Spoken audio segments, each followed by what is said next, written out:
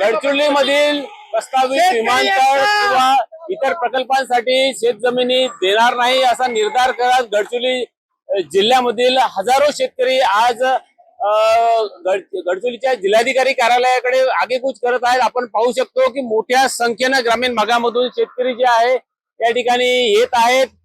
विविध वाहनांनी इथे आलेले आहे। याशिवाय बैलगाड्या असो, ट्रॅक्टर असो, अशा विविध वाहनांनी या ठिकाणी दाखल झालेले आहेत आणि जोपर्यंत आमच्या जमिनी घेण्यासंदर्भातील अधिग्रहणासंदर्भातील GR जो आहे तो रद्द करत नाही तोपर्यंत या जिल्हाधिकारी कार्यालयासमोर हटणार नाही असा निर्धार करत आज हे या ठिकाणी पोहोचलेले आहेत। भाऊ मला सांगा, किती शेतकरी आज या आंदोलनामध्ये सहभागी? जवळपास आज 10,000च्या वरून शेतकरी आमच्या आंदोलनामध्ये सहभागी होणार आहेत आणि झाले आहेत। अच्छा, काय म्हणजे किती दिवसाच्या मुक्कामाने तुम्ही या ठिकाणी आलेला आहात? जेथपर्यंत आमचा जो परिपत्रक काढले आहेत, अधिग्रहणाचा जो GR काढले आहे तो रद्द होत नाही तेथपर्यंत आमचा हे आंदोलन राहील।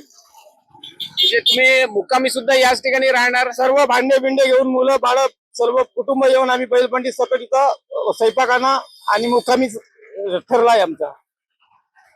आपल्याला शेतकरी नेते सांगत आहेत की सहकुटुंब या ठिकाणी ते पोहोचलेले आहेत आणि जोपर्यंत शासन ठोस निर्णय घेत नाही तोपर्यंत इथून हटणार नाही असा त्यांचा निर्धार सुद्धा त्यांनी व्यक्त केलेला आहे। मनोज ताजने, लोकशाही मराठी, गडचिरोली।